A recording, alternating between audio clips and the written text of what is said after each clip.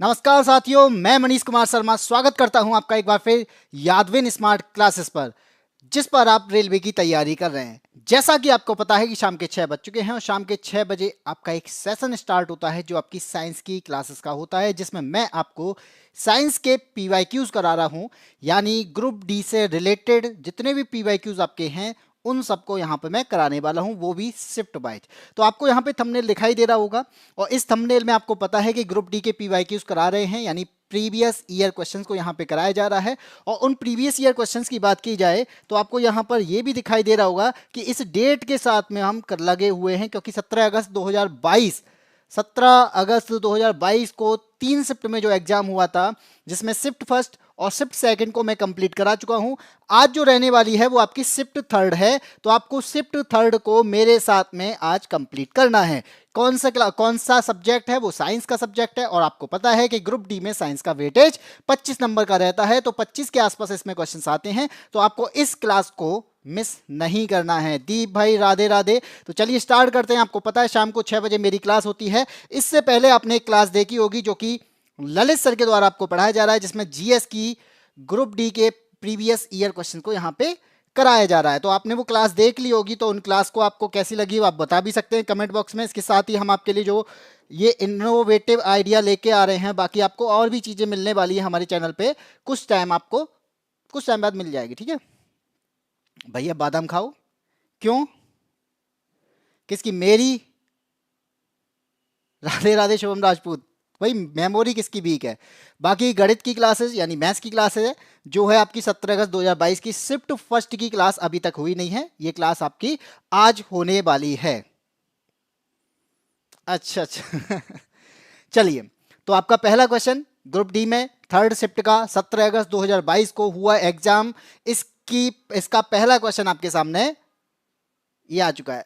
डॉली आपकी? अरे मेरी नहीं है, अच्छा मेमोरी चलो क्वेश्चन नंबर 1 कहता है न्यूलैंड्स के अष्टक में किन दो तत्वों के गुण समान पाए गए?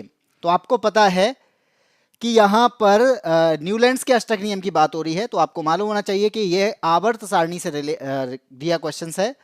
तो मैं आपको बता दूं कि अभी जो एग्जाम हो रहे हैं उनमें आवर्त सारणी से रिलेटेड कोई भी क्वेश्चंस नहीं मिला है। तो आपको बस एक प्रैक्टिस के तौर पे इसको करना है, क्योंकि 10th के जो आपकी नई एनसीईआरटी आई है, उस नई एनसीईआरटी में आवर्त सारणी वाला चैप्टर हटा दिया है। इस वजह से इसके क्वेश्चंस आपको मिलने वाले नहीं है, लेकिन आया हुआ है, इस वजह से इसको प्रैक्टिस में रखा गया है कि अगर बाई चांस मिल जाए, वैसे तो नहीं मिलना है, फिर भी आप कर सकते हैं। तो न्यूलैंड्स का अष्टक नियम है। तो आपको मालूम होना चाहिए कि न्यूलैंड्स ने क्या किया कि द्रव्यमानों के बढ़ते क्रम में, परमाणु द्रव्यमान जो होता है उसके बढ़ते क्रम में इसको व्यवस्थित किया, और हर 8वां एलिमेंट पहले एलिमेंट के समान था। तो ऐसे अगर मैं मानूं तो उस टाइम पे एलिमेंट 56 हुआ करते थे, टोटल 56 एलिमेंट हुआ करते थे। तो इस तरीके से इन्होंने क्या किया, बांटा इसे 5, 6 और 7, यानी 7 की पूरी एक इन्होंने कॉलम बनाए। इसके बाद जो 8वां रखा, वो 8वां यहां रखा, वो इस रीजन से रखा कि ये 8वें के गुण जो थे, विशेषताएं जो थी, वो पहले के समान थी। तो इसी आधार पर 9वां दूसरे के साथ, 10वां तीसरे के साथ, इस आधार पर इन्होंने अपनी पूरी टेबल दी। लेकिन ये जो टेबल थी ये केवल कैल्शियम तक कारगर थी। कहां तक?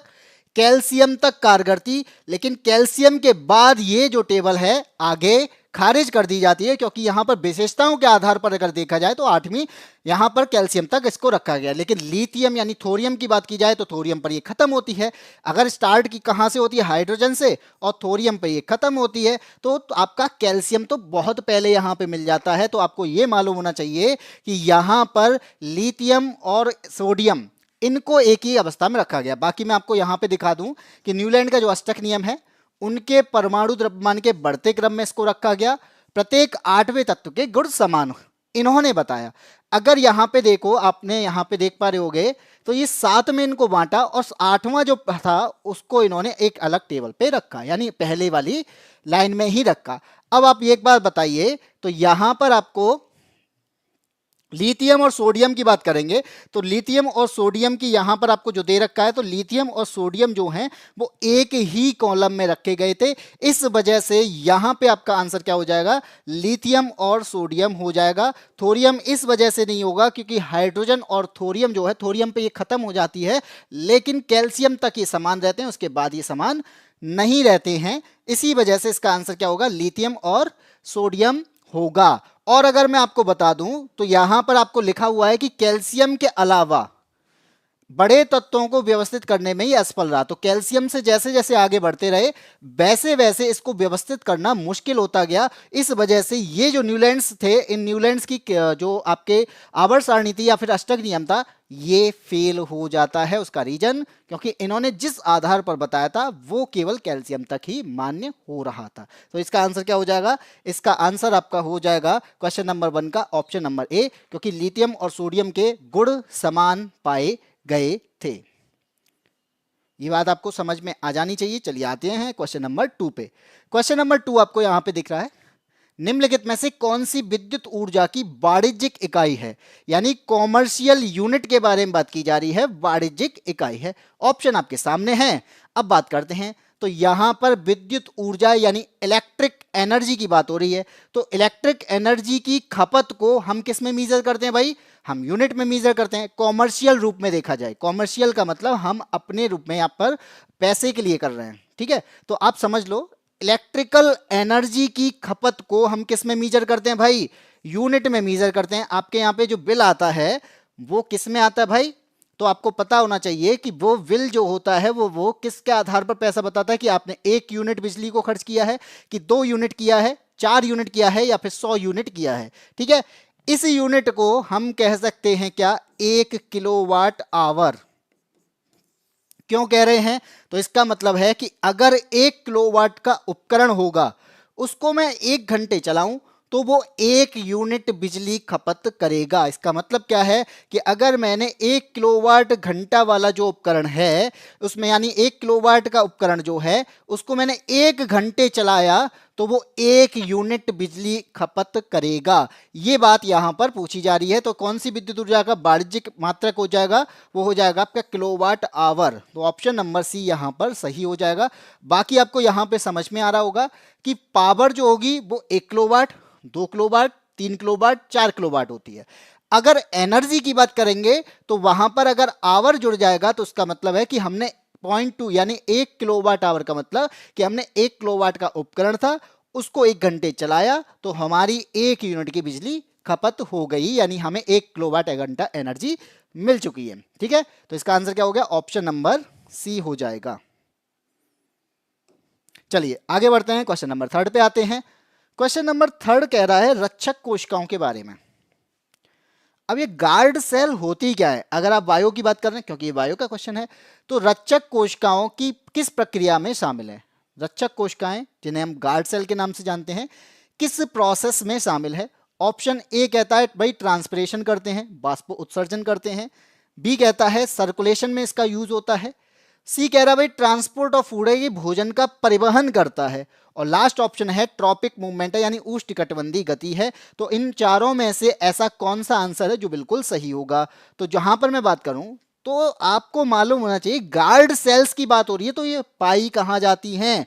तो याद रखना कि आपने पत्ती देखी होगी भाई, पेड़ वाली पत्ती जो है इसको देखा होगा। इस पत्ती में आपको दिखते हैं छोटे छोटे रंध्र, और इन रंध्रों को कहा जाता है क्या, स्टोमेटा कहा जाता है। यानी इन रंध्रों को क्या कहा जाता है, स्टोमेटा कहा जाता है। तो आपको मालूम है कि हम सांस लेते हैं यानी रेस्पायरेशन करते हैं और सांस को छोड़ते हैं।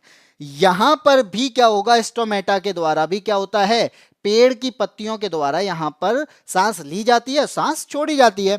तो यहां पर मैं कह सकता हूं कि प्लांट जो जड़ों से पानी को एब्जॉर्ब करता है, उस पानी को पत्तियों तक पहुंचाता है। अब जो एक्स्ट्रा वाटर है, वो एक्स्ट्रा वाटर जो है वो स्टोमेटा तक रहता है, यानी स्टोमेटा के आसपास रहता है।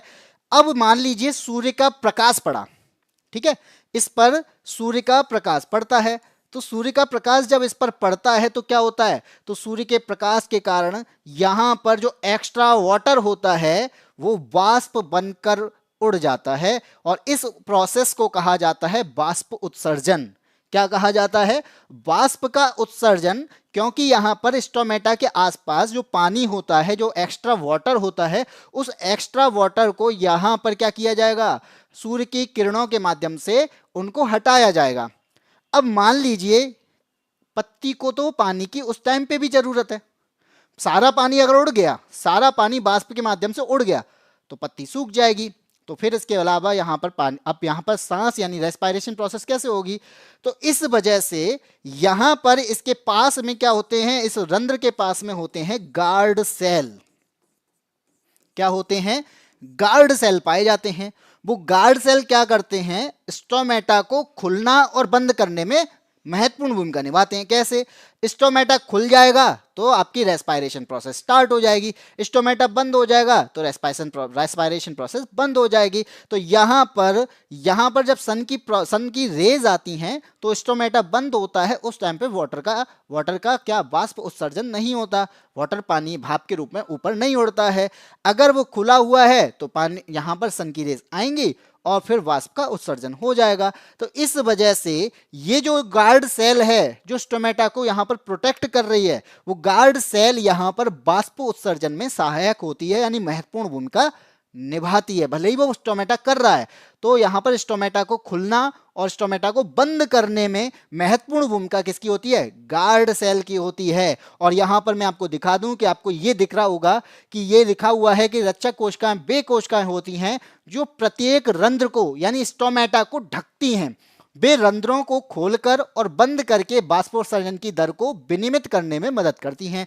तो रंध्र यहाँ पर, जैसे आपका यहाँ पे ये छोटे छोटे रंध्र जो पाए जा रहे हैं, यहाँ पे आप देख पा रहे हो, ये छोटे छोटे क्या है? स्टोमेटा वाला पार्ट है जो छोटे छोटे छिद्र हैं। और इसके आसपास जो आप ये देख पा रहे हो, ये क्या है? ये गार्ड सेल है। तो आप यहाँ पर देखो कि अगर खुल गया, यहां पर गार्ड सेल खुल गया, तो इसका मतलब क्या होगा? यहां पे पानी जो एब्जॉर्ब कर रखा है इस प्लांट पत्ती ने, तो वो सूर्य के माध्यम से ट्रांसपिरेशन की प्रोसेस के द्वारा उड़ जाएगा। और यहां पर ये बंद हो जाता है यानी स्टोमा क्लोज हो जाता है। तो फिर क्या होता है? जो पानी था, वाटर का एब्जॉर्प्शन हुआ था, वो बाष्प के रूप में नहीं उड़ता है। क्योंकि अगर सारा पानी चला गया तो फिर क्या होगा? तो भाई पत्ती सूख जाएगी। तो इस वजह से यहां पर गार्ड सेल का काम होता है कि इस स्टोमेटा को खोलना और इस स्टोमेटा को बंद करना। ठीक है? तो ये ट्रांसपिरेशन की प्रोसेस में महत्वपूर्ण भूमिका निभाता है। इस बात को याद रख लेना। ये आया समझ? मुझे लगता है आ गया। बाकी का आप बताओगे तो रुक जाएंगे।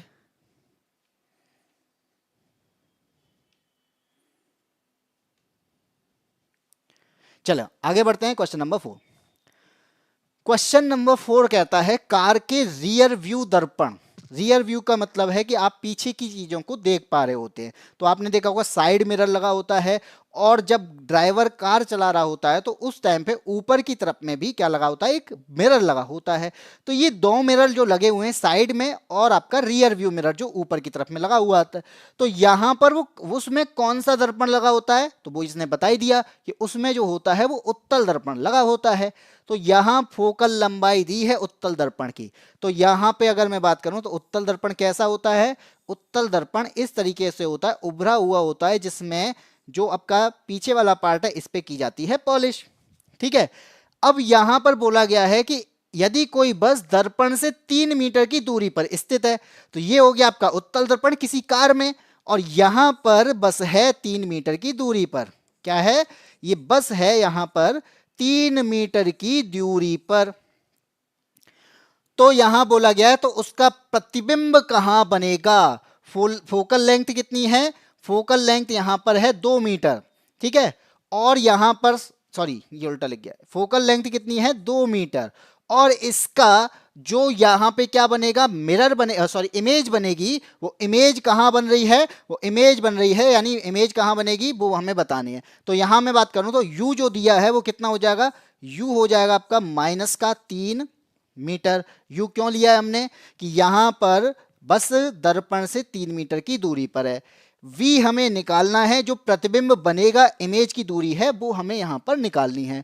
फॉर्मूले की बात करेंगे तो आपने फॉर्मूला सुना होगा कि 1/f जो होता है वो इक्वल टू होता है 1/b और माइन प्लस का होता है 1/u। ठीक है, f हमें दिया है 2 मीटर, ये हमने देख लिया। अब बात करते हैं आगे। आगे क्या होगा, आगे क्या होगा, इसको सॉल्व करना है। तो आप सॉल्व करोगे तो b का u का मान माइनस का है तो 1/f इक्वल टू क्या हो जाएगा, ये 1/2 हो जाएगा। 1/b ये हमें निकालना है, u का मान हो जाएगा माइनस का 1/3। ठीक है, इसको सॉल्व करोगे तो b का मान आएगा यहां पर 6/5 और 6/5 जो होगा वो हो जाएगा 1.2 मीटर। कितना हो जाएगा, 1.2 मीटर। ठीक है, अब मैं आपसे बोलूं कि ये हमें 1.2 मीटर यहां पे हमें पता चल गया कि जो इमेज है वो बन रही है। ठीक है, तो आपको ए पर बी ऑप्शन गलत हो जाएगा और इसके अलावा आपका डी ऑप्शन गलत हो जाएगा। अब ए बचा और सी बचा। यहां पे बोल रहा है कि दर्पण के सामने 1.2 मीटर की दूरी पर इमेज बनेगी और लास्ट कह रहा है, थी कह रहा है दर्पण के पीछे बनेगी। तो आपको पता है कि यहां पर दर्पण के पीछे बनेगी या दर्पण के आगे बनेगी। उत्तल दर्पण की कंडीशन अगर हम पढ़ें तो वो दर्पण के पीछे बनती है, इसलिए इसका आंसर क्या हो जाएगा, तो यहां पर आंसर हो जाएगा ऑप्शन नंबर सी। क्या हो जाएगा, बिहाइंड द मिरर, क्योंकि उत्तल दर्पण में जो इमेज बनती है वो दर्पण के पीछे बनती है। और यहां पर इस फॉर्मूले से हमने वो कितना दूरी पर बनेगी उसको निकाल लिया कि वो 1.2 मीटर की दूरी पर बनेगी। ठीक है, बाकी आपको यहां पे पता है कि भाई बड़ी इमेज है, मान लीजिए पीछे का तो भाई बड़ा हिस्सा है, उस बड़े हिस्से को एक छोटे से मिरर में दिखाना है। तो यहां पर क्या होगा, उत्तल दर्पण उसको क्या करेगा, उस उत्तल दर्पण के द्वारा, अब मैंने बता दिया है कि अनंत और ध्रुव के बीच में अगर कोई वस्तु होती है तो दर्पण के पीछे, ये अगर आपने पढ़ा हो, दर्पण के पीछे यहां पर क्या बनेगा, इमेज बनेगी। ठीक है, चलिए आगे बढ़ते हैं। Question number 5। क्वेश्चन नंबर 5 आपसे क्या कहता है, निम्नलिखित में से कौन सा ब्लीचिंग पाउडर का उपयोग नहीं है। हमें यहां पे बताना है कि इनमें से कौन सा ब्लीचिंग पाउडर का उपयोग नहीं है। ऑप्शन में आपके सामने यहां पर आपको 4 कथन दिए हैं, आपको बताना है कि इनमें से कौन सा उपयोग नहीं है। यानी 4 कथन दिए हैं तो 4 में से 3 तो होंगे, एक नहीं होगा। तो यहां पर आपके सामने लिखा है कि पेयजल को कीटाणु मुक्त बनाना। तो पानी को कीटाणु मुक्त बनाने के लिए हम पेयजल यानी ब्लीचिंग पाउडर का यूज करते हैं। तो ये बात तो सही है कि पानी को हम क्या करेंगे, कीटाणु मुक्त, उसके अंदर बहुत सारे बैक्टीरिया पाए जाते हैं, बैक्टीरिया को यहां पर हटाने के लिए हम क्या करेंगे, उसमें ब्लीचिंग पाउडर का उपयोग करेंगे। ठीक है, बी कहता है, सेकेंड ऑप्शन कहता है सोडा एसिड अग्निशामकों में। तो जो आपके एक्सटिंग्विशर होते हैं ना, ठीक है, तो उसमें क्या होता है, उसमें भी बेकिंग सोडा, यहां पर सॉलिड एसिड का, सोडा एसिड का यूज किया जाता है। अगर यहां पर बात की जाएगी तो मेरे अकॉर्डिंग ये सेकंड ऑप्शन जो है वो गलत होना चाहिए। ठीक है, मेरे अकॉर्डिंग। बाकी का थर्ड पढ़ते हैं, कई रासायनिक उद्योगों में ऑक्सीकारक के रूप में। तो आपने देखा होगा केमिकल इंडस्ट्रीज जो होती हैं, तो केमिकल इंडस्ट्रीज में ऑक्सीडेशन एजेंट के रूप में अगर कुछ यूज किया जाता है तो बेकिंग सोडा यूज किया जाता है। क्या यूज किया जाता है, बेकिंग सोडा यूज किया जाता है। इसके अलावा दे रखा है केक बेकिंग में, यानी केक बनाने में। तो यहां पर ये भी ब्लीचिंग पाउडर का यूज नहीं है भाई, ये भी ब्लीचिंग पाउडर का यूज नहीं है। रेलवे ने जो ये क्वेश्चन दिया था इसमें ये दोनों गलत हैं। हमसे पूछा गया कोई एक होना चाहिए, क्योंकि हमारे पास में 4 ऑप्शन में एक ही ऑप्शन दे रखा है भाई। विवेक यादव भाई, थैंक यू भाई। मैं बता तो रहा हूं भाई, सुनो, हमें ब्लीचिंग पाउडर का उपयोग बताना है कि इनमें से कौन सा ऐसा है जो ब्लीचिंग पाउडर की वजह से नहीं बन रहा है या फिर नहीं हो पा रहा है। पहला दिया है पेयजल को कीटाणु मुक्त बनाना, तो पानी को यहां पर बैक्टीरिया से बचाने के लिए हम यहां पर ब्लीचिंग पाउडर का यूज कर लेते हैं। तो पहला तो यहां पे सही है, हमें बताना है गलत कौन सा है, क्योंकि उपयोग नहीं है पूछा है। सेकंड कहता है कि जो एक्सटिंग्विशर होते हैं तो सोडा एसिड के लिए उसमें यूज किया जाता है, यानी फायर एक्सटिंग्विशर होता है तो वहां पर बेकिंग सोडा का यूज किया, सॉरी ब्लीचिंग पाउडर का यूज किया जाता है। लेकिन याद रखना इसमें बेकिंग सोडा का यूज नहीं किया जाता, ब्लीचिंग सोडा का, सॉरी ब्लीचिंग पाउडर का यूज नहीं किया जाता, इसमें बेकिंग सोडा का यूज किया जाता है। लेकिन अब यहां पर आप एक बात सोचो, रेलवे ने जो समझ दिया है, यानी रेलवे ने जो आंसर दिया है वो इन्होंने सेकंड को माना है सही, केवल फोर्थ को माना है गलत।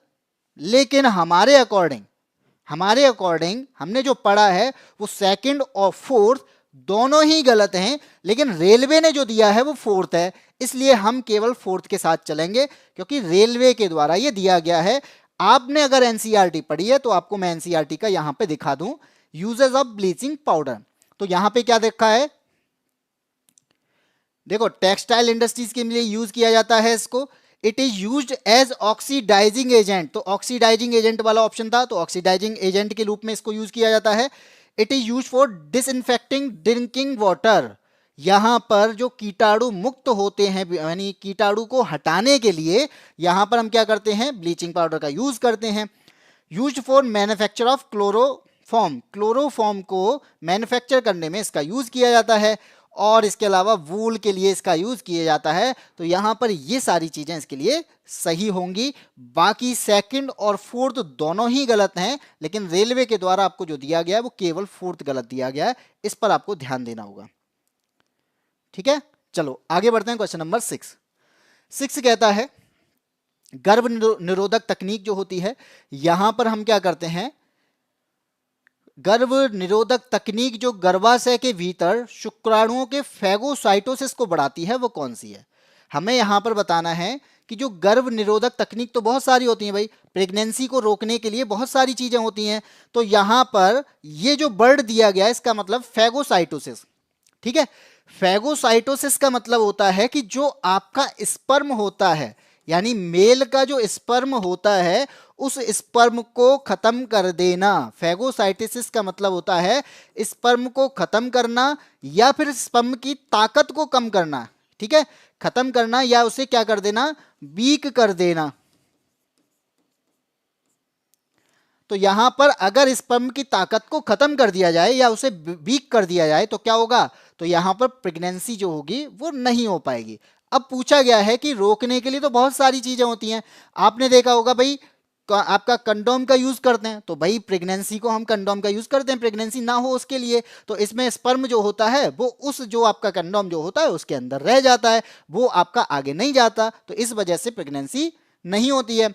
यूज ऑफ कॉपर टी, तो कॉपर टी का यूज किया जाता है, तो आपकी भाई इंट्रा यूटेरस डिवाइस होती है ये क्या है, इंट्रा यूटेरस डिवाइस है, जिस वजह से यहां पर फैगोसाइटोसिस को क्या किया जाता है, खत्म किया जाता है। ये तकनीक है, ये टेक्निकल तरीके से किया जा रहा है, इस वजह से इसका जो आंसर होगा वो ऑप्शन नंबर बी होगा। हमसे पूछा गया है तकनीक कौन सी है, टेक्निकल तरीके से, क्या भाई कंडोम पहनना कोई तकनीक थोड़ी है। ऑप्शन नंबर बी सर्जरी के माध्यम से, तो आपको मालूम है कि भाई अगर हम नसबंदी कर दें तो नसबंदी से भी क्या होता है, आपकी प्रेगनेंसी नहीं होती है। ब्लास्ट आपका है कंट्रोल पिल्स जो होती हैं, गर्भ निरोधक गोलियां जो होती हैं, आपने सुना होगा मालाडी के नाम से आती हैं और भी और सारी आती हैं, तो वो क्या करती हैं, वो गर्भ निरोधक गोलियां जो होती हैं वो भी क्या कर देती हैं, इसको खत्म कर देती हैं। लेकिन हमसे पूछा गया है ऐसी तकनीक जिसमें फैगोसाइटोसिस को बढ़ाया जाता है। फैगोसाइटोसिस का मतलब है यहां पर कॉपर टी का यूज करना, और ये कॉपर टी जो होती है ये आपको टी आकार की दिखती है, इसको लगा दिया जाता है वाजाइना के अंदर। तो होता क्या है, जब यूटेरस की तरफ में इसको लगा दिया जाता है तो ये क्या करती है, ये उस स्पर्म को अंदर नहीं पहुंचने देती, उसकी ताकत को खत्म करने में इसका यूज किया जाता है। बाकी फोटो में दिखा दूं तो आपको ये दिख रही है, ये है आपकी कॉपर टी, इसे कहते हैं कॉपर टी। इसको देखो यूटेरस में इस तरीके से आपका लगा दिया जाता है, जो कि आपको टी आकार का दिख रहा है। अब स्पर्म जब ऊपर की तरफ में पहुंचता है तो इसको ये ऊपर यानी ओवम के साथ में मिलने नहीं देती है, स्पर्म को खाने लग जाती है, स्पर्म का भक्षण करने लग जाती है। फैगोसाइटोसिस ऑफ स्पर्म इसे कहा जाता है। ठीक है, बाकी तकनीक आपको दे रखा है, इसे आप इसे कंडोम बोलते हैं। ये आपको यहाँ पे दिख रहा है, ये मालाडी जो कि गोलियां आती हैं। ठीक है, और यहाँ पे ये दिख रहा है आपको सहेली, ये सारी गोलियां हैं, ये तो आपको मालूम है। इससे क्या होता है भाई, इससे प्रेगनेंसी को रोका जा सकता है। बाकी आगे बढ़ते हैं, अगले क्वेश्चन पर आते हैं। क्वेश्चन नंबर 7, क्वेश्चन नंबर 7 जो है भाई पीवाईक्यू लगाने से फायदा क्यों नहीं होता। देखो पीवाईक्यूज का मतलब क्या होता है ये आप याद रखना विवेक यादव। अगर हम किसी एग्जाम के पीवाईक्यूज करते हैं, ठीक है, तो पीवाईक्यूज का मतलब होता है कि प्रीवियस ईयर में इतने क्वेश्चंस आए हुए थे और इन क्वेश्चंस का लेवल ये रहा था, इससे सिलेबस से ऐसे क्वेश्चन बनते हैं। यहाँ पे क्वेश्चंस का लेवल पता चलता है, किस लेवल का पूछा जा सकता है, कैसे क्वेश्चन पूछे जाते हैं। इस वजह से पीवाईक्यूज लगाना बहुत इंपॉर्टेंट होता है, ठीक है। और यहाँ पर पता चलता है कि इस चैप्टर से कितने क्वेश्चन पूछे जाते हैं, कौन कौन से क्वेश्चन पूछे जा चुके हैं, कौन सा इंपॉर्टेंट पार्ट है, कौन सा इंपॉर्टेंट पार्ट नहीं है। भाई अगर मैं कहां से कहां तक की बात करूं तो जितना लगा लो उतना फायदा है। देखो सीधी बात यह है कि आप कितना, आपके माइंड में पावर कितनी है, क्योंकि यहां पर देखो प्रैक्टिस करनी होती है, हमें जानना होता है कि हमने जो पढ़ा है उस, अगर मुझे इतने क्वेश्चंस ये दिए हैं प्रीवियस ईयर में, मैंने अगर ये कंप्लीट कर लिए तो इसका मतलब ऐसा क्वेश्चन मेरे पास में अगर आ गया मैं उसे छोड़ूंगा नहीं। क्यों नहीं छोड़ूंगा? क्योंकि मैंने पढ़ लिया है। थ्योरी पढ़ना एक अलग कंसेप्ट है, थ्योरी के बाद पीवाईक्यूज करना एक अलग कंसेप्ट है। देखो थ्योरी पढ़ना और पीवाईक्यूज करना दोनों चीजें अलग हैं। थ्योरी पढ़कर आप पीवाईक्यूज नहीं कर सकते, पीवाईक्यूज कर सकते हो। जब पीवाईक्यूज करोगे तो वहां पर आप देखोगे कि मैंने जो पढ़ा है उससे कितना फंस रहा है, उससे किस तरीके की उसकी लैंग्वेज बनती है, उससे किस तरीके से मेरे पास में क्वेश्चंस के आंसर निकल पाते हैं, इसलिए पीवाईक्यूज करे जाते हैं, ठीक है। निम्न में से किस जीव में लिंग का निर्धारण आनुवंशिक रूप में नहीं होता है? यहां पे पूछा गया है सेक्स जो होता है वो जेनेटिकली डिटरमाइंड किस में नहीं होता। तो आपको पता है भाई इंसानों में तो सेक्स डिटरमाइन होता है। कैसे होता है? तो हमारे पास में क्या होते हैं, हमारे पास में क्या है, एक मेल और एक फीमेल मिलता है, आपका यहाँ पर जेनेटिकली डिटरमाइन हो जाता है। अब डिफरेंट स्पीसीज होती हैं, बहुत सारी स्पीसीज हैं, यहाँ पर डिफरेंट स्ट्रेटजी होती हैं। अब कुछ क्या होता है, कुछ एनवायरमेंटल कंडीशंस होती हैं। मान लीजिए रेप्टाइल्स जो होते हैं उन्होंने टेम्परेचर के यूज करने की वजह से, अगर टेम्परेचर ज्यादा होगा तो जो बच्चा होगा वो मेल होगा, यानी सेक्स डिटरमाइन हो गया। टेम्परेचर कम होगा तो वो फीमेल हो जाएगी, ठीक है। और यहां पर ऐसा पूछा गया है कि आनुवंशिक रूप से नहीं होता। भाई ऐसा कौन सा है जो आनुवंशिक रूप से चेंज नहीं होता? तो यहां पर आंसर हो जाएगा आपका स्नेल, यानी घोंगा जो होता है, ये घोंगा अपना सेक्स चेंज कर सकता है। अगर ये फीमेल है तो मेल बन सकता है, मेल है तो फीमेल बन सकता है। इसी वजह से ये जेनेटिकली डिटरमाइंड नहीं होता है। जब कोई बच्चा पैदा होगा तो वो या तो मेल होगा या फिर फीमेल होगा। लेकिन ये खुद स्नेल है, ये खुद में ही चेंज कर रहा है, ये अपने यहाँ ही चेंज कर रहा है। ये मेल था, अब इसे मजा आ रहा है फीमेल बनने में। तो क्या है, ये अपना सेक्स चेंज खुद से कर ले रहा है। इस वजह से ये जेनेटिकली यानी आनुवंशिक रूप से डिटरमाइंड नहीं है। आंसर हो जाएगा आपका ऑप्शन नंबर ए, ठीक है भाई। आगे बढ़ते हैं क्वेश्चन नंबर 8। क्वेश्चन नंबर 8 क्या कहता है? एक प्रकाश किरण दो माध्यमों को पृथक करने वाले एक इंटरफेस पर उसके अविलंब के अनुदिश आपतित होती है। तो आपको पता है यहां पे बोला गया है एक प्रकाश किरण है, ठीक है, दो माध्यम है। दो माध्यम का मतलब क्या है कि आपके पास में एक माध्यम जो है ये है वायु, और दूसरा माध्यम जो है वो आपका क्या है, लिक्विड है, जिसे हम क्या कह देते हैं, तरल पदार्थ कह लेते हैं, ठीक है। अब इसमें क्या भरा हुआ है? तो भाई सभी जानते हैं भाई इसके अंदर पानी है, तो पानी भरा हुआ होगा, ले लो, ये वायु है। अब यहां पर अगर मैं ये बात कहूं कि ये अगर यहां पर ये बना हुआ है नॉर्मल, इसे क्या कहेंगे, इसे कहते हैं अविलंब यानी नॉर्मल, ठीक है। कोई भी प्रकाश किरण अगर इससे ऐसे आती है, इससे टकराती है, डेविएशन हो जाता है, एंगल बन जाता है, ठीक। अब यहां पर बोला गया है कि कोई भी प्रकाश किरण है वो दो माध्यमों को पृथक करने वाले एक इंटरफेस पर उसके अविलंब के अनुदिश आपतित होती है। तो ये आपका एक तरफ वायु एक तरफ तरल, और जो आपको डिटरमाइंड कर रहा है या फिर जो आपको सेपरेट कर रहा है वो कौन सा पार्ट है, ये वाला पार्ट है, ठीक है। ये दोनों को सेपरेट कर रहा है।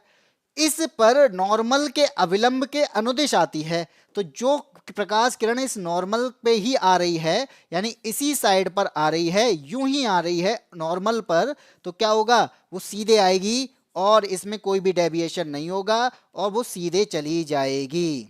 क्या होगा, वो सीधे आएगी और सीधे चली जाएगी भाई। और अगर सीधे जा रही है तो यहां पर आंसर क्या हो जाएगा, तो एंगल कौन सा बना, तो एंगल तो भाई मेरा बना ही नहीं। एंगल कब बनेगा, एंगल बनेगा कि मान लीजिए ये था पानी, ये थी वायु, और ये आपका नॉर्मल। यहां पे कोई व्यक्ति यहां पे आया और यहां पर क्या हुआ, थोड़ा सा डेविएशन हो गया। तो इस वजह से इन दोनों के बीच में क्या बन गया, एक एंगल बनेगा। लेकिन ये सीधा सीधा आ रहा है, सीधा सीधा चला गया, तो क्या एंगल बनेगा, नहीं बनेगा। तो वो एंगल क्या हो जाएगा, 0 डिग्री का होगा। भाई अविलंब के अनुदिश अगर कोई प्रकाश किरण आएगी और कोई डेविएशन नहीं होगा तो एंगल 0 डिग्री का होगा, चाहे वो हवा से पानी की ओर जाए, चाहे पानी से हवा की ओर जाए। अगर यहां पर टेढ़ी आती, भाई बिल टेढ़ी का मतलब 45 डिग्री पे, 40 डिग्री पे, 30 डिग्री पे, तो इस तरीके से आती तो यहां पर डेविएशन होता। ठीक है, अगर डेविएशन होगा तो एंगल बन जाएगा, डेविएशन नहीं हो रहा, एंगल नहीं बनेगा। भाई सीधी बात है, सीधी सीधी बात है कि विचलित होना पड़ेगा, अपने रास्ते से भटकना पड़ेगा, तभी आपका एंगल बनेगा, वरना नहीं बनेगा। अब आते हैं क्वेश्चन नंबर 9 पे। समूह 16 की बात हो रही है, पीरियोडिक टेबल है, पीरियोडिक टेबल में ग्रुप आपकी कौन सा, समूह 16 है, ग्रुप 16 की बात हो रही है। निम्न में से किस तत्व में सर्वाधिक अधात्विक गुण होते हैं। ये जो आपको दे रखे हैं ये समूह 16 के तत्व हैं। अब मैं आपको दिखा दूं समूह 16 के तत्व, आपको यहां पे दिख जाए तो ये आपका क्या है, ये पीरियोडिक टेबल है, 18 समूह होते हैं इसके अंदर। तो आपको दिख रहा होगा 16वां समूह आपका ये बना हुआ है। 16वें समूह में आपको O, S, S E, T E, P O और एल वी, जो कि आपको यहां पे दिख रहे हैं, oxygen, sulphur, selenium, tellurium, polonium और लाइबोर्मियम। ठीक है, लाइबोरियम। तो यहां पर ये सारी चीजें क्या हैं, ये हमें दे रखे हैं ग्रुप 16 में। अब यहां पर अगर मैं ये एक बात करूं कि मैं अगर ऊपर से नीचे की ओर जाऊं या फिर मैं नीचे से ऊपर की ओर जाऊं, ठीक है, पहले ऊपर से नीचे की ओर, जब हम ऊपर से नीचे की ओर जाते हैं तो यहां पर क्या होता है, मेटेलिक जो प्रॉपर्टी होती है यानी धात्विक गुण होते हैं, वो धात्विक गुण बढ़ते हैं। भाई क्या होते हैं, धात्विक गुण बढ़ते हैं, यानी मेटेलिक आपको धीरे धीरे क्या होगा, ऑक्सीजन के बाद सल्फर है तो ये मेटेलिक, थोड़ा सा मेटल प्रॉपर्टी इसमें बढ़ेगी, सेलिनियम में और मेटेलिक प्रॉपर्टी बढ़ेगी, पोलोनियम में और मेटेलिक प्रॉपर्टी बढ़ेगी। अगर धात्विक गुण बढ़ रहे हैं तो इसका मतलब क्या है, ये कैसा हो रहा है, ये अधात्विक होता जा रहा है। ठीक है, धात्विक गुण बढ़ रहे हैं तो अधात्विक गुण क्या होंगे, कम होंगे, अपोजिट होगा। अब मान लीजिए इसको मैं ले गया नीचे से ऊपर की तरफ में। ठीक है, अगर मैं नीचे से ऊपर की तरफ में जाऊं तो क्या होगा, तो इसका उल्टा हो जाएगा, यानी हमारे पास में अधात्विक गुण जो होंगे वो क्या होंगे, वो बढ़ेंगे। अधात्विक गुण बढ़ेंगे। क्वेश्चन क्या दे रखा था, क्वेश्चन दे रखा है कि किस तत्व में सर्वाधिक अधात्विक गुण होते हैं। तो भाई अब बताओ, नीचे जा रहे हैं तो अधात्विक गुण कम हो रहे हैं, हमसे पूछा गया सबसे ज्यादा किस में होंगे। भाई अगर नीचे से ऊपर जा रहे हैं तो सबसे ज्यादा हमें किस में मिलेंगे, ऑक्सीजन में मिलने चाहिए, क्योंकि इससे ऊपर तो कुछ है ही नहीं, ऑक्सीजन से ऊपर हमारे पास में कुछ भी नहीं है। तो यहां पर अगर ऊपर से नीचे की तरफ में जा रहे हैं तो मेटेलिक प्रॉपर्टी बढ़ रही है और यहां पर अधात्विक गुण प्रॉपर्टी जो है वो कम हो रही है। हमसे क्वेश्चन पूछा गया सर्वाधिक अधात्विक कौन है ग्रुप 16 में, तो भाई जो सबसे ऊपर है वही सबसे सर्वाधिक अधात्विक होगा। तो यहां पर ऊपर से नीचे, नीचे से ऊपर की तरफ में जाने पर यहां अधात्विकता बढ़ती है और धात्विकता कम होती है।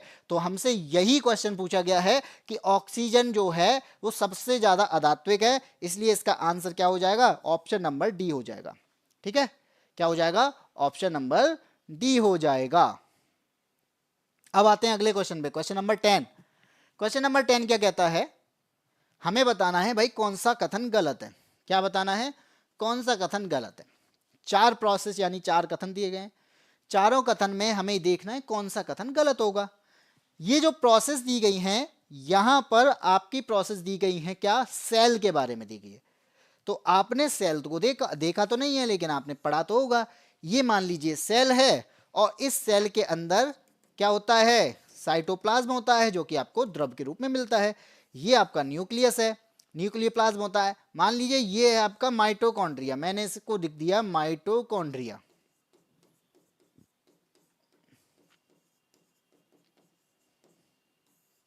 ठीक है, अब यहां पर जब ब्लड ऑक्सीजन को लेकर आता है, कहां लेके आएगा, ऑक्सीजन को लेके आएगा सेल के पास में।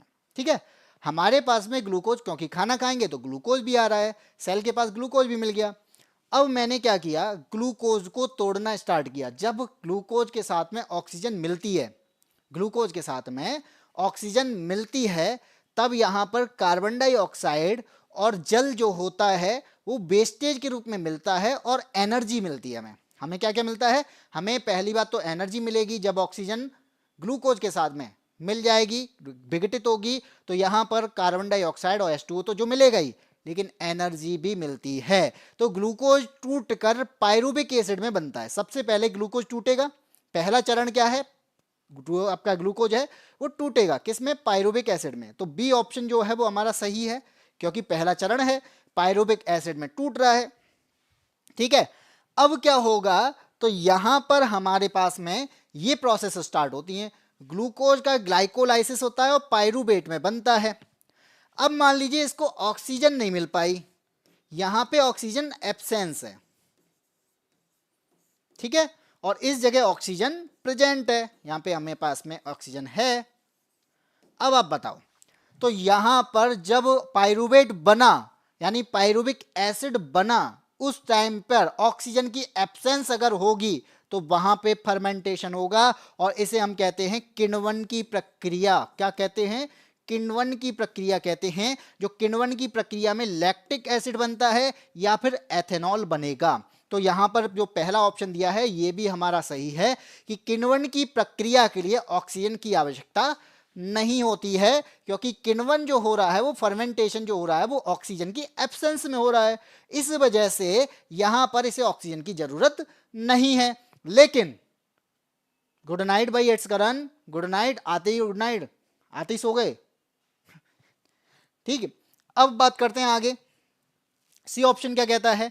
सी ऑप्शन कहता है यहां पर श्वसन के प्रथम चरण में ग्लूकोज का विघटन होता है, तो भाई रेस्पिरेशन होगा तो ग्लूकोज का विघटन भी होगा। भाई सेल में क्या होता है? ग्लूकोज का ही तो विघटन हो रहा है, तो ग्लूकोज टूटकर पायरुविक एसिड में बनता है और ग्लूकोज ही श्वसन माइटोकॉन्ड्रिया के अंदर ऑक्सीजन के साथ में मिलता है, कार्बन डाइऑक्साइड के रूप में टूटता है और एटीपी के रूप में इसको एनर्जी मिलती है। तो सी भी हमारा सही है। बचा हमारे पास में डी, तो डी यहाँ पे हो जाएगा गलत। और क्यों हो जाएगा? क्योंकि माइटोकॉन्ड्रिया में ऑक्सीजन की सहायता से एसिटिक अम्ल का विघटन होता है, तो वही एसिटिक अम्ल का विघटन नहीं होता, ग्लूकोज का ही विघटन होता है। और यहाँ पर कार्बन डाइऑक्साइड और H2O ये वेस्टेज के रूप में मिलती है और हमें ATP के फॉर्म में एनर्जी मिलती है। याद रखना इस बात को, ATP के फॉर्म में एनर्जी मिलती है। ठीक है, चलिए बाकी का यहां पे मैंने आपको समझा दिया, ऑक्सीजन की एब्सेंस, ऑक्सीजन की प्रेजेंट। आगे बढ़ते हैं क्वेश्चन नंबर 11। निम्नलिखित में से कौन सी मानव कोशिका अपने आकार को बदलने की क्षमता रखती है? ऐसा कौन सी कोशिका है जो अपने आकार को बदल सकती है? बताइए।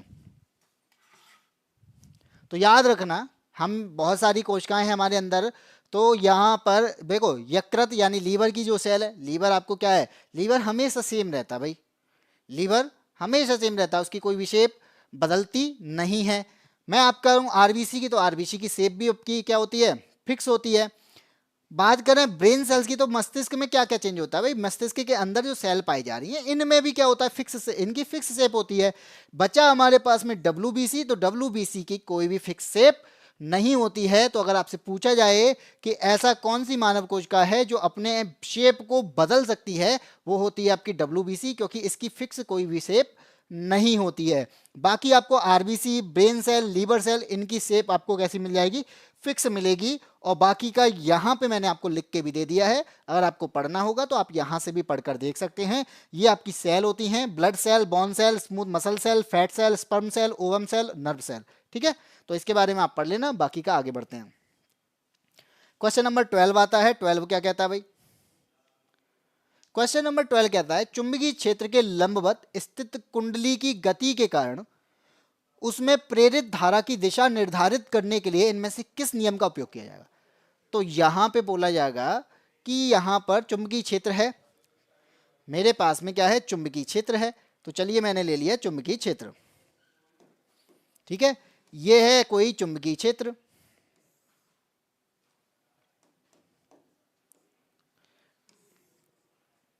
ये ले लो चुंबकीय क्षेत्र है यहां पर। ठीक है, अब मुझसे बोला गया है कि यहां पर मैंने कोई वायर लिया, यहां पे क्या किया मैंने? कोई वायर लिया। ये क्या है? ये आपका वायर है। ठीक है। अब यहां पर वायर को जैसे जैसे मूव कराया जाएगा, इस वायर को जैसे जैसे मूव कराया जाएगा या मैं मूव करवाऊं तो इसमें करंट फ्लो हो जाएगा। ठीक है। अगर मैं वायर को चुंबकीय क्षेत्र में क्या करता हूं, आपको मूव कराता हूं तो इसमें क्या होगा, करंट फ्लो होना शुरू हो जाएगा। और यहां पर किस डायरेक्शन में होगा, किस डायरेक्शन में होगा, इसके लिए हम जो यूज करते हैं वो आपका ऑप्शन नंबर ए है, यानी फ्लेमिंग के दाएं हाथ के नियम का हम यूज करते हैं कि आपकी जो डायरेक्शन है वो या तो ऊपर होगी या फिर डायरेक्शन नीचे की ओर होगी। और इस डायरेक्शन को बताने वाला नियम कौन सा है, वो है आपका ऑप्शन नंबर ए, फ्लेमिंग का दाएं हाथ का नियम। और फ्लेमिंग के दाएं हाथ के नियम की अगर मैं बात करूं तो आपका ये तीनों जो फिंगर होती हैं ये आपकी 90 डिग्री के एंगल में होनी चाहिए। तो आपकी थंब ऊपर की ओर, मिडिल जो आपकी तर्जनी उंगली होती है ये भी क्या होगी, 90 की डिग्री की ओर होगी। और इसके अलावा मिडिल फिंगर ये भी आपकी 90 डिग्री की ओर। तो यहां पर ये जो बताएगा ये फोर्स की दिशा को बताएगा, इंडेक्स जो बता रही है वो चुंबकीय क्षेत्र की दिशा को बता रही है, और मिडिल फिंगर बताएगा कि आपका करंट किस दिशा में फ्लो हो रहा है। तो ये 90 डिग्री के फॉर्म में होते हैं, यही फ्लेमिंग का नियम था। और बाकी का मैं आपको यहां पे लिखा हुआ है। तो right Fleming right hand rule है, तो आपको दिख रहा होगा डायरेक्शन ऑफ फोर्स आपका थंब के द्वारा दिखता है, इंडेक्स फिंगर के द्वारा डायरेक्शन ऑफ फील्ड दिखता है, और डायरेक्शन ऑफ करंट जो है वो मिडिल फिंगर के द्वारा यहाँ पे दर्शाई जाती है। और लिखा हुआ मैंने सारी चीजें आपको लिख दी है कि कुंडली की गति के कारण प्रेरित धारा की दिशा निर्धारित करने के लिए फ्लेमिंग के दाएं हाथ के नियम का यूज किया जाता है। अगर वायर को मूव कराएंगे तो इसमें जो करंट फ्लो होना शुरू होगा वो किस डायरेक्शन में होगा, उस करंट की डायरेक्शन बताने वाली कौन सी फिंगर होगी, वो मिडिल फिंगर होगी, जो कि फ्लेमिंग के दाएं हाथ के नियम के अनुसार बताती है। ठीक है। आगे बढ़ते हैं क्वेश्चन नंबर 13। क्वेश्चन नंबर 13 की अगर मैं बात करूं तो यहां पर आपको रिएक्शंस बतानी है, और यहां पर नाम दिया गया है, इस आधार पर रिएक्शन बताइए। छत्तीस सिमू जय हिंद। तो यहां मैं बात करूं बेरियम सल्फेट की बात करते हैं। तो बेरियम सल्फेट का जो फॉर्मूला होता है वो होता है BaSO4। ठीक है। बेरियम सल्फेट का जो फॉर्मूला होता है वो होता है आपका BaSO4। बाकी एल्यूमिनियम क्लोराइड की अगर मैं बात करूं तो एल्यूमिनियम क्लोराइड का जो फॉर्मूला होता है वो होता है एल्यूमिनियम, और क्लोराइड के लिए Cl3 का यूज किया जाता है। वो इसलिए किया जाता है क्योंकि इसके पास में 3 इलेक्ट्रॉन होते हैं एल्यूमिनियम के पास में, जो कि या तो वो 3 को वापस कर 3 को इसी को दे दे, या फिर क्लोरीन के साथ में क्या हो, क्लोरीन को वो एक एक दे दे। अब क्लोरीन के पास चाहिए 1 इलेक्ट्रॉन और एल्यूमिनियम को 3 त्यागने हैं, तो क्या होगा, 3 क्लोरीन जुड़ेंगी और एल्यूमिनियम 3 को त्याग देगा। तो इस आधार पर क्या होगा, AlCl3 हो गया। ठीक है। अब क्या बनाएगा, बेरियम क्लोराइड बना रहा है, तो बेरियम क्लोराइड के लिए मैं क्या यूज करूंगा, BaCl2। ठीक है। क्या होगा यहां पे, BaCl2 प्लस क्या बना, एल्यूमिनियम सल्फेट। तो एल्यूमिनियम सल्फेट का फॉर्मूला होता है Al2SO4 का होल थ्राइज। ठीक है। ये हमारा जो बना है वो रिएक्शन बनी है। अभी यहां पर हमने ना तो इसको बैलेंस किया है ना ही कुछ किया है, तो हमें क्या दिख रहा है, BaSO4 दिख रहा है। BaSO4 हमें सब में दिख रहा है। एल्यूमिनियम क्लोराइड होता है वो AlCl3 होता है, तो यहां पे AlCl2 है तो ए ऑप्शन हमारा गलत हो गया, और ये AlCl3 तीनों में है। BaCl2 दिखता है तो BaCl2 इसमें भी है, ये BaCl है तो बी ऑप्शन भी हमारा यहां पे गलत हो जाएगा। ठीक है। अब बचा कौन सा, सी ऑप्शन और डी ऑप्शन। ये BaCl2 है और इधर भी BaCl2 है। अब हमारे पास में बचा है एल्यूमिनियम सल्फेट, तो एल्यूमिनियम सल्फेट का फॉर्मूला होता है Al2SO4 का उल्ट्राइज, ये AlSO4 है, ये तो गलत हो ही गया।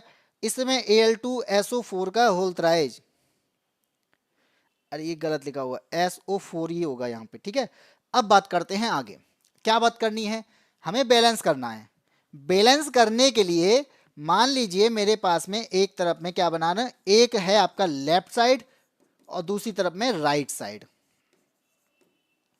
सबसे पहले मैंने क्या लिया, सबसे पहले मैंने ले लिया बेरियम, यानी क्योंकि Ba का यूज करना है, बेरियम लो। तो पहले मैं सी वाली रिएक्शन ही ले लेता हूं। सी में दिया है 3 बेरियम है, बेरियम कितने हैं भाई, 3 है लेफ्ट साइड में। राइट साइड में कितने दिख रहे हैं, राइट साइड में भी मेरे को 3 ही दिख रहे हैं, तो ले बना लिया 3। इसके बाद में बेरियम के बाद में सल्फर को लेते हैं, सल्फर को देखेंगे तो सल्फर हमारे पास में लेफ्ट साइड में 3 है, क्योंकि और आपका दिख नहीं रहा कहीं पे, तो ये 3 है। राइट साइड की बात करेंगे तो सल्फर हमें यहाँ पे कितना दिख रहा है, SO4 का होल थ्राइज है, तो 3 सल्फर हमें यहाँ पे और दिखे। चलो आगे बढ़ते हैं, तो BaS के बाद O आ गया, ऑक्सीजन लेते हैं। ऑक्सीजन को आप देखोगे ये 4 है, ये 3 है, तो यहाँ पे हो जाएगा मल्टीप्लाई। ठीक है, ऑक्सीजन कितना हो गया भाई, 12 हो गया, और उधर देखोगे तो O4 है और होल थ्राइज है, तो ये मल्टीप्लाई होगा, तो ऑक्सीजन यहाँ पर भी कितना है, 12 है। अब कौन बचा मेरे पास में, एल्यूमिनियम बचा है, तो एल्यूमिनियम को देखेंगे तो एल्यूमिनियम मेरे पास में कितना है, 2 एल्यूमिनियम है इधर, तो ये मैंने लिख दिया 2। और उस टाइप में देखेंगे Al2, तो Al2 कितना है, ये भी 2 है। अब बचा हमारे पास में Cl3 यानी क्लोरीन की बात करेंगे तो 3 कितना है, 3 ये हैं, 2 हैं, कितने हो गए, 6 हो गए। और इधर कितना हुआ है, 2 ये हैं, 3 ये हैं, ये भी हो गया 6। यानी हमने क्या किया, सारी चीजें लेफ्ट और राइट में बैलेंस कर दी भाई। अगर बैलेंस कर दी हैं तो आपका क्या बचा, इसका आंसर क्या हो जाएगा, ऑप्शन नंबर सी ही होगा। ठीक है, तो अगर क्यों हुआ, क्योंकि 3 बेरियम सल्फेट हो जाएगा, और इसके अलावा एल्यूमिनियम क्लोराइड कितने हो जाएंगे, 2 हो जाएंगे। बेरियम क्लोराइड यहाँ पे कितना है, ये 3 हो जाएगा, और एल्यूमिनियम सल्फेट कितना हो जाएगा, ये आपका इसी तरीका का रहेगा। ठीक है, पूरी आपकी बैलेंस हो गई। अगर आपने लेफ्ट राइट देखा है तो आप आसानी से इसको कर पाओगे, लेफ्ट राइट में बैलेंस करना इसी तरीके से होता है, अगर आपको फॉर्मूला मालूम होगा तो। हाँ हाँ, 36 मुँह पहले डिलीट कर लिया, आंसर चेंज हो गया। चलो आगे बढ़ते हैं, क्वेश्चन नंबर 14। निम्नलिखित में से कौन सी स्थितियां संभव हैं। हमारे पास में स्थितियां दे रखी हैं। ए वाली स्थिति कहते हैं चुंबकीय बल रेखाएं जो होती हैं एक दूसरे के समानांतर होती हैं। तो आपको देखा अभी मैंने चुंबकीय क्षेत्र बनाया था भाई, और चुंबकीय क्षेत्र बनाया था तो यहां पे आपको क्या दिख रहा है, ये एक दूसरे के समानांतर बन रहा है। समानांतर बन रहा है तो आपका ए कथन यहां पे सही है। ठीक है, बी कथन कहता है चुंबकीय बल रेखाएं संकेंद्रित वृत्त हो सकती हैं, यानी कंसेंट्रिक सर्कल हो सकती हैं। तो मान लीजिए मेरे पास में ये क्या है, ये वायर है, और वायर में जैसे ही मैंने क्या किया, करंट को फ्लो करा दिया, और अगर करंट को फ्लो कराया ना तो इसमें जो चुंबकीय क्षेत्र बनता है, इसमें जो चुंबकीय क्षेत्र यानी मैग्नेटिक की तरह काम करने लगता है, और मैग्नेट की तरह काम करने से यहाँ पर ये जो सर्किट बनता है, या फिर कहेंगे ये जो होंगे करंट फ्लो होने पर मैग्नेटिक फील्ड जो होगा वो कंसेंट्रिक सर्कल के रूप में आपका बन जाएगा। तो यहाँ पर आपका ये भी ऑप्शन सही है, यानी बी भी सही है। सी की बात करेंगे, चुंबकीय बल रेखाएं एक दूसरे को प्रतिच्छेदित करती हैं। भाई एक तरफ आप समानांतर कह रहे हो, और समानांतर होंगी तो प्रतिच्छेदित कैसे करेंगी, और एक तरफ कह रहे हो प्रतिच्छेदित करती है, अगर प्रतिच्छेदित करती हैं तो समानांतर कैसे होंगी, तो हमारा सी तो यहाँ पे गलत हो जाएगा। बचा क्या, ए और बी, तो ए और बी हमारा किस में दिया, ऑप्शन नंबर सी में दिया है कि बोथ ए एंड बी, और 36 ने आंसर दे दिया इस बार सही बिल्कुल। ठीक है, आगे बढ़ते हैं, क्वेश्चन नंबर 15। क्वेश्चन बात करता है किडनी के बारे में। इस वाले ऑप्शन में, इस वाले में देखेंगे यहां पे हमारी किडनी के बारे में बात कर रहा है, यानी किडनी के अंदर पाए जाते हैं नेफ्रॉन। तो नेफ्रॉन जो है वो किडनी किससे बनी, नेफ्रॉन से बनी होती है। तो नलिकानुमा भाग द्वारा आरंभिक निस्यंद से इनमें से किन पदार्थों का चयनात्मक पुनः अवशेषण कर लिया जाता है, यानी निस्यंद को कहते हैं फिल्टर। किडनी क्या कर रही है, किडनी तो फिल्टर कर रही है। अगर किडनी फिल्टर कर रही है तो किसे फिल्टर कर रही है भाई, ब्लड को फिल्टर करती है। और कौन फिल्टर करवाता है, किडनी के अंदर पाए जाते हैं क्या, नेफ्रॉन पाए जाते हैं, और ये मिलियंस की संख्या में होते हैं, लाखों की संख्या में होते हैं। और ये नेफ्रॉन करते क्या हैं, ये नेफ्रॉन फिल्टर करते हैं। किसको फिल्टर करते हैं, फिल्टर करते हैं ब्लड को फिल्टर करते हैं। और अगर ये ब्लड को फिल्टर करेंगे तो इसके ब्लड के अंदर जितने भी पदार्थ होंगे उनका क्या कर लेंगे, उनको निकाल देंगे।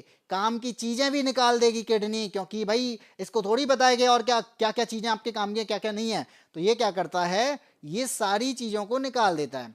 और सारी चीजें अगर निकल गई, ठीक है, तो यहां पे एक प्रोसेस होती है, उसे कहते हैं रीएब्जॉर्ब। ठीक है, रीएब्जॉर्ब का मतलब है इसे पुनः अवशोषण कहते हैं, पुनः अवशोषित करती है।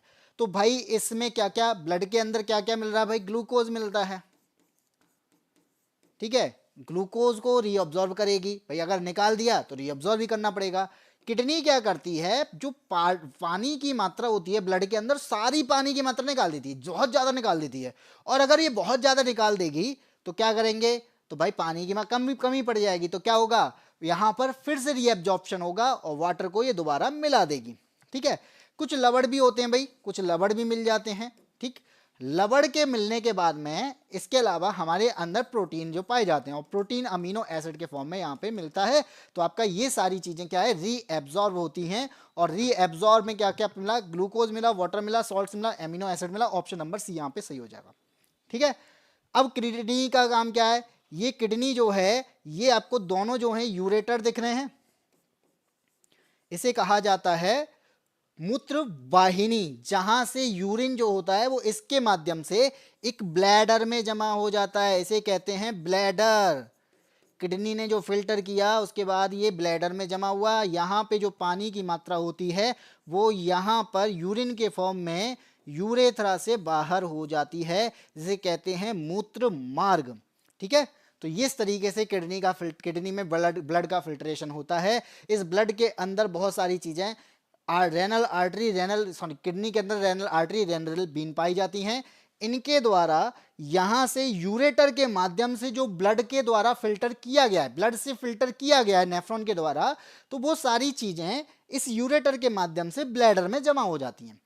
ब्लैडर में जो जमा हुई हैं तो कहते हैं ना लगभग 500 ml के आसपास इसमें भर गया। अब क्या होगा भाई, जैसे ही आपको लगेगा 200-300 ml भर गया, तो हमें क्या लगता है भाई अब तो जाना चाहिए। फिर क्या होता है, हम जाके आते हैं, तो वो जो कहते हैं ना जो यूरिन के फॉर्म में निकल रहा है, जो यूरिन के फॉर्म में वो यूरेथ्रा के माध्यम से निकलता है। और यहां पर आपका आंसर क्या हो जाएगा, आपका आंसर हो जाएगा ऑप्शन नंबर सी, जो कि ब्लड का एब्जॉर्प्शन, ब्लड के द्वारा जो चीजें निकाली गई, काम की चीजें भी अगर निकालनी है तो इसको रीअब्जॉर्ब करने का काम भी होता है। इसके द्वारा पानी तो निकाला ही जाता है, क्योंकि हम बाहर तो पानी के रूप फॉर्म में कर रहे हैं, और लेकिन ये एक्सेस पानी निकाल लेता है, ज्यादा पानी निकाल देता है। फिर क्या होगा, फिर धीरे धीरे धीरे करके रीअब्जॉर्ब भी करते हैं, और रीअब्जॉर्ब के बाद में आपकी चीजें ये सारी रीअब्जॉर्ब होकर आगे फिर से बह जाती हैं ब्लड के माध्यम से। तो आज की क्लास में हम इतना ही रखेंगे। तो यानी 17 अगस्त 2022 के जितने भी आपके क्वेश्चंस थे वो मैं यहाँ पे आपके रोजाना लेके आ रहा हूँ। 17 अगस्त 2022 में 3 शिफ्ट हुई थी, और तीनों शिफ्ट मैंने आपकी कंप्लीट करा दी है, शिफ्ट फर्स्ट, शिफ्ट सेकंड और शिफ्ट थर्ड। तो आपको ये सारी ही शिफ्ट जो है तैयार करनी है, पीवाईक्यूज के फॉर्म में आपको करना जरूरी है, जिसके माध्यम से आप चीज़ों को और अच्छे से समझ पाएंगे, जिसके माध्यम से आप पेपर के लेवल को समझ पाएंगे, जिसके माध्यम से पेपर के सिलेबस को समझ पाएंगे। तो आपको पीवाईक्यूज करना बहुत जरूरी होता है। जीएस की क्लास की अगर मैं बात करूं तो आपको शाम को 5 बजे जीएस की क्लास मिलती है, जो कि ललित सर के द्वारा पढ़ाई जाती है। शाम को 6 बजे मेरे द्वारा साइंस पढ़ाई जाती है, जो कि आप मेरे साथ में अभी पढ़ रहे हो। और इसके बाद में जो क्लास होगी, अभी इसकी पहली क्लास भी नहीं हुई है, तो आपको 8 बजे पहली क्लास आज मिल जाएगी, जो कि यादविन सर के द्वारा पढ़ाई जाती है, और मैथ्स की इसके द्वारा मैथ्स की क्लासेस इसमें रहती हैं। और आपको ये क्लासेस अगर अच्छी लग रही हैं तो भाई वीडियो को लाइक भी कर दो, और वीडियो को लाइक करने के साथ साथ अपने जो साथी हैं उनको शेयर भी कर सकते हैं, जिससे ग्रुप डी की तैयारी करने वालों को यहाँ पर फायदा मिल सकता है कि अगर उन्हें पीवाईक्यूज के फॉर्म में पढ़ना है तो वो थ्योरी के बाद अगर पूरी तरीके से थ्योरी पढ़ लें, उसके बाद पीवाईक्यूज को समझ लें, या फिर मैं कहूँगा पीवाईक्यूज को पहले समझ लें उसके बाद थ्योरी पढ़ लें, तो आपको अच्छा लगेगा। और अच्छे लगने के बाद में आपको चीज़ें समझ में आएंगी कि मुझे किस लेवल तक जाकर पढ़ना है, क्योंकि इससे ऐसे क्वेश्चन पूछे जाते हैं। ठीक है, तो आज की क्लास कैसी लगी आप बता सकते हैं, कमेंट बॉक्स में बता सकते हैं। उसके अलावा आपको अगर कोई भी डाउट रहता है तो आप कमेंट बॉक्स में हमसे पूछ सकते हैं, अगली क्लास में आपके उस डाउट को सॉल्व भी किया जाएगा। आपके जितने भी क्वेश्चन हैं आप सामने उस कमेंट बॉक्स में, कमेंट बॉक्स है ही किसके लिए भाई, कमेंट बॉक्स है ही इसी वजह से कि अगर आपको क्लास अच्छी लगी है तो आप तारीफ कर सकते हैं, क्लास खराब लगी है तो बता सकते हैं। उसके अलावा अगर कुछ आपको मॉडिफिकेशन चाहिए तो आप मॉडिफिकेशन करवा सकते हैं। तो ये सारी चीजें, आपका डाउट है तो डाउट पूछ सकते हैं। कमेंट बॉक्स यार नहीं बता पा रही लाइव में तो आप बाद में पूछ सकते हैं, क्योंकि लाइव के बाद में आपको रिकॉर्डेड फॉर्म में मिलेगी, और अगर रिकॉर्डेड फॉर्म में मिल रही है तो उसके क्वेश्चन को डाउट को पूछने के लिए कहाँ जाएंगे, तो उस कमेंट बॉक्स में जाएंगे।